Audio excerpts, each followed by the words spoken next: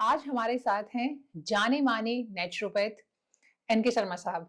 Sir हमें बताएंगे कि हम अपने रूटीन में क्या बदलाव करें, अपनी डाइट में क्या चेंजेस करें कि जो एसिडिटी, खासकर मैं एसिडिटी की बात करूं क्योंकि ये बड़ी कॉमन प्रॉब्लम है। ज्यादातर लोग होते हैं कि कुछ भी खाते हैं तो जलन जैसी महसूस होती है, खट्टी डकारें आती हैं।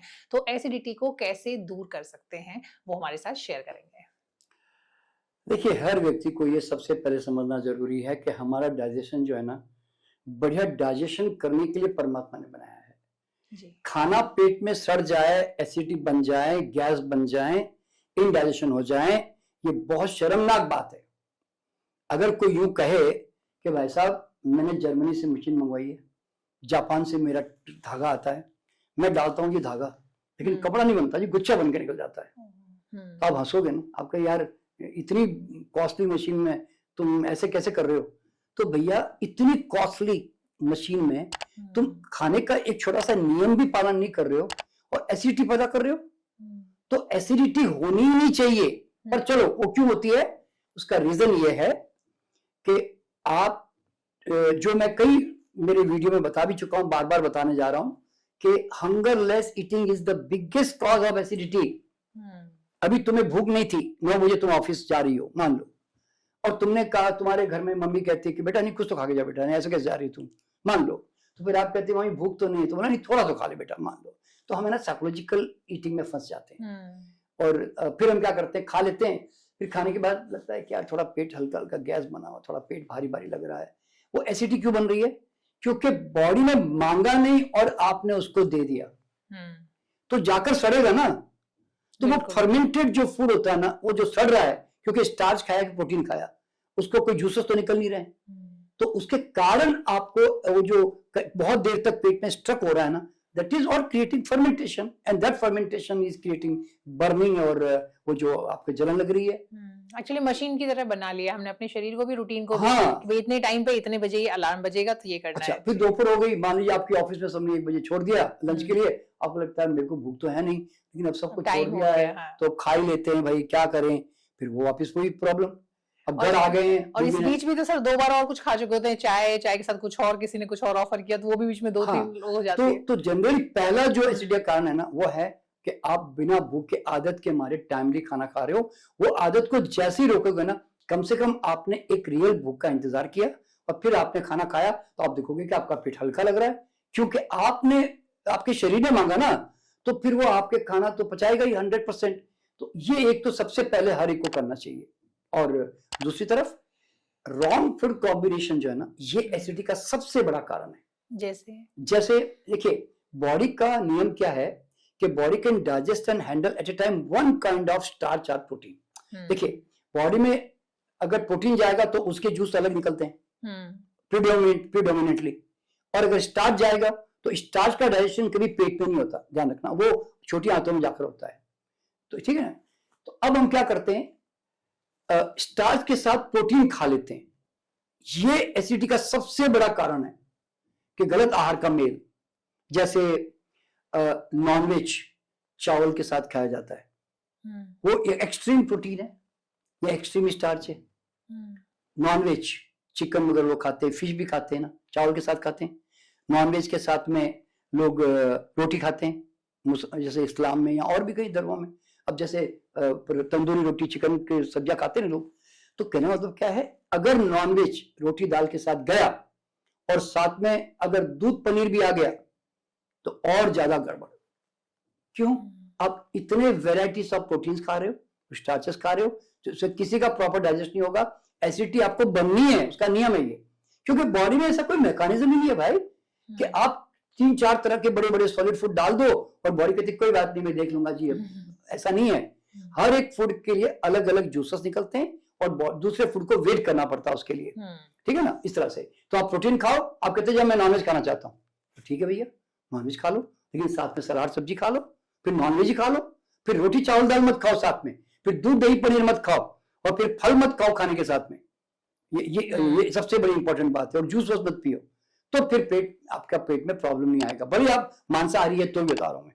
हालांकि नॉनवेज एसिडिटी क्रिएटर है, क्योंकि नॉनवेज में जो प्रोटीन होता है ना, वो एसिड क्रिएटर है, अम्ल बहुत बनता है, तो उससे हो सकता है आपको एसिडिटी बन जाए, वरना नहीं तो वो कम से कम कॉम्बिनेशन सही करने से नुकसान कम करेगा।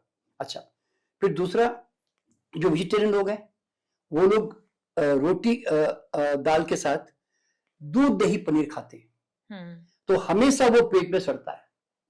देखिए, आपने नोट किया होगा, दूध कुदरत ने कैसे दिया हमें, कि जब तक दांत नहीं आते और आप दूसरा खाना खाते भी नहीं हो, तो खाली माँ का दूध पी रहे हो या गाय का बछड़ा गाय का दूध पी रहा है, समझे ना, और फिर दांत आते ही फिर दूध गायब हो जाता है, फिर आप दूसरा खाना खा रहे होते हो।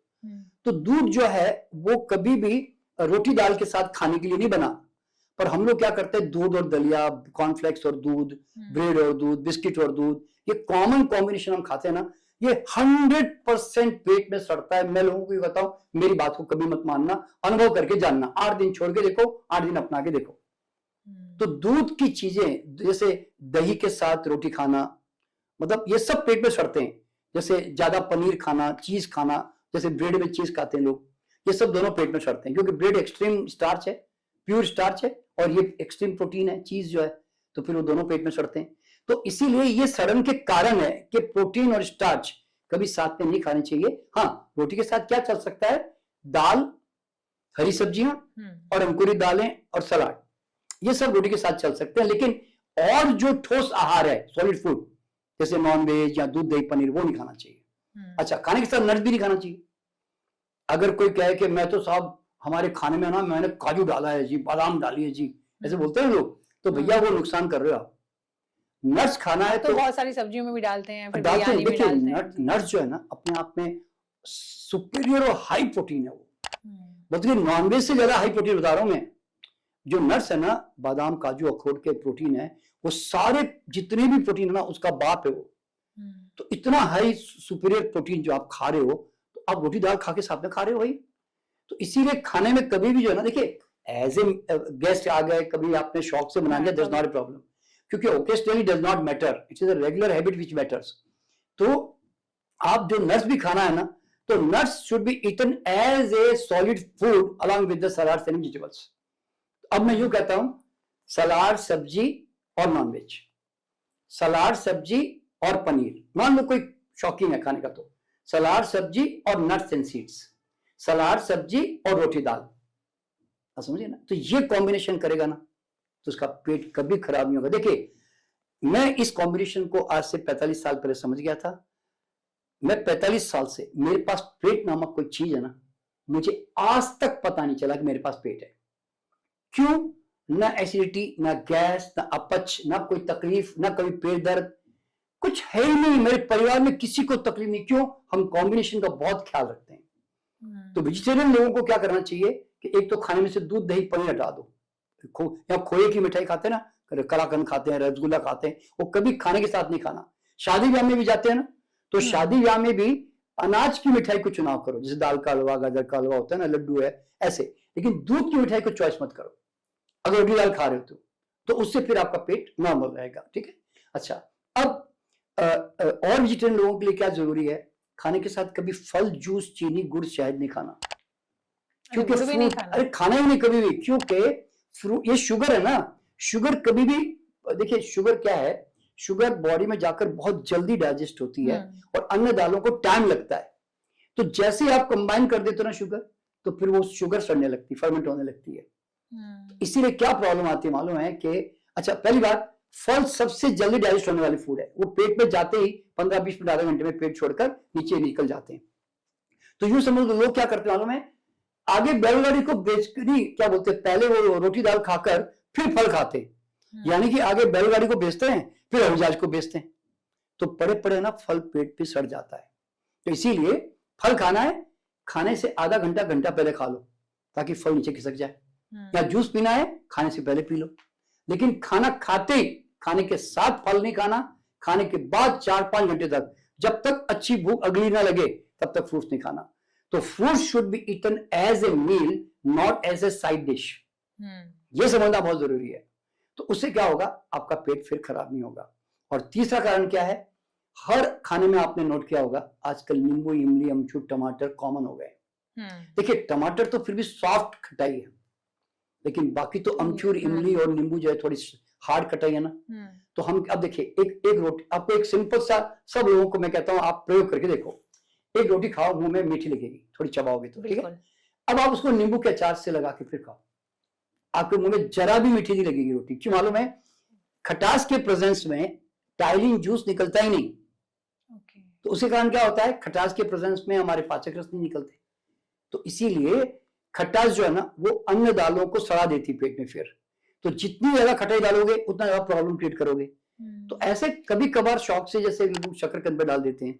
पर ये तो कहते हैं ना कि सर आपकी अगर आयरन है या बाकी मिनरल्स भी हैं उसके खाने के, मतलब विटामिन और मिनरल्स हैं, तो उनके डाइजेशन के लिए विटामिन सी आप साथ में लेंगे तो बेटर है।